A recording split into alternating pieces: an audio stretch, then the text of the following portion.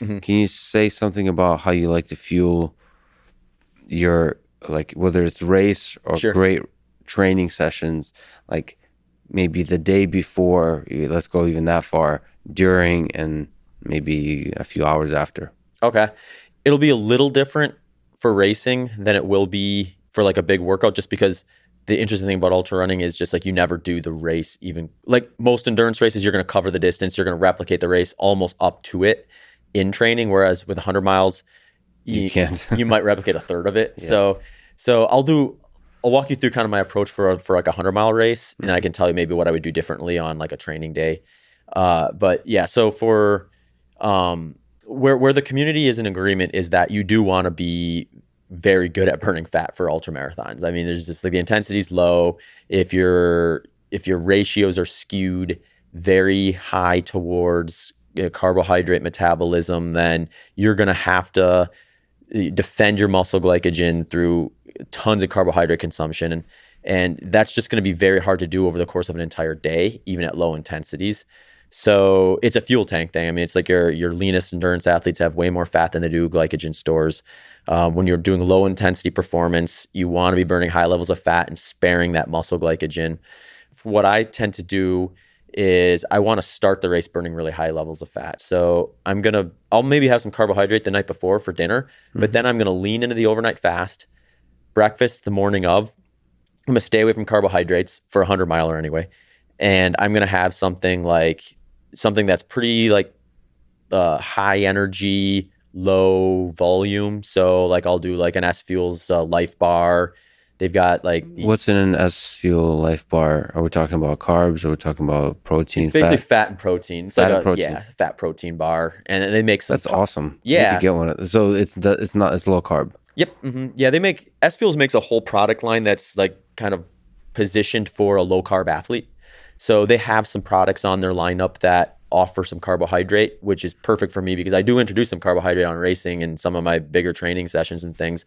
But the majority of their products are low carb. So like they have like, you know how you get like the powders that you put into like your drinks that are like high carbohydrate, sports products.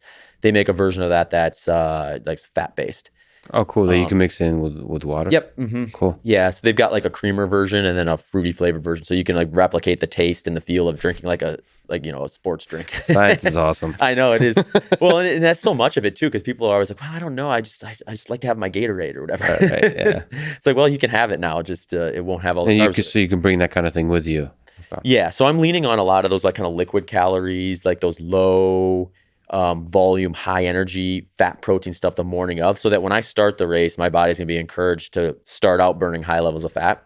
Once I get going, probably about 45 minutes in, I'll start introducing small amounts of carbohydrate. So at that point, my body's been revving pretty high fat metabolism. And by introducing some carbohydrate in the context of the, let's say my 100-mile personal record, I'm running approximately 9 miles every hour. So I'm probably going through about 1,000 calories in an hour's time. I'm going to start just like defending muscle glycogen by burning super high levels of fat. At the heart rate I would do for that, I'm probably burning somewhere between 80-90% fat. 12 hours of that, you can chip away at your muscle glycogen to the point where you don't necessarily want to go zero carb.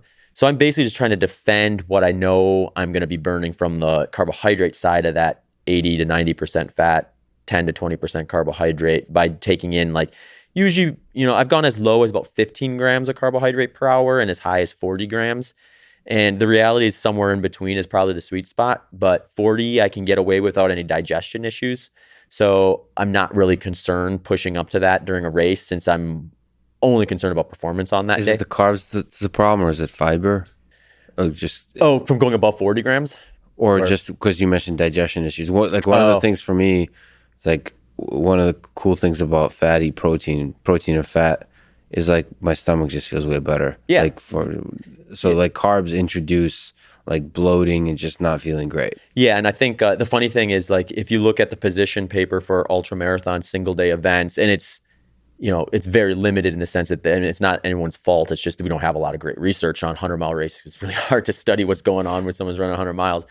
But they'll say moderate carbohydrate diet, is recommended, but they'll also say that it's like something like 60% of participants are going to report some sort of like digestion issue during the event.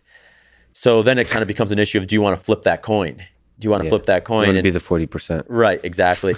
So for me, what I found is like, I can push up to 40 grams without getting any digestion issues. Do I need 40 grams? Probably not, at least not based on kind of the numbers that would be like, that I would see on like if I went and actually got a metabolic cart test or something like that. But it's possible. I mean, if I had a really good race, that I would get close to burning that per hour. Most folks that are following a moderate high carbohydrate diet are going to be recommended to do like 50 to 70 grams during a single day ultra marathon event. And you'll see some recommendations of up to like 100 grams. Not so much for ultra marathons, but just in general from like a performance standpoint, which, I mean, it's one of those things where it's like application versus like what you can do in a lab for 1 hour is going to be a lot different, especially when you're stretching out distances well past that. And there's I'm diverting a little here, but I mean, there's like an approach of like training your gut so you can like be able to tolerate that much carbohydrate, which you can do, and you may have to if you're going to follow a high carbohydrate diet. But again, we go back to that practicality standpoint of, if you're a professional Olympian who's living and breathing performance and you're burning 2 to 3 times your resting metabolic rate on some days, like you may be able to actually consume 100 grams of carbohydrate per hour during your training sessions and just, barely stay on top of your nutritional needs. Most people who are running ultra marathons aren't going to be, probably training much past 10 hours per week. And they're probably not going to have I'll call it a dietary budget to tolerate 100 grams of carbohydrate consumption during their workouts and still be able to stay healthy.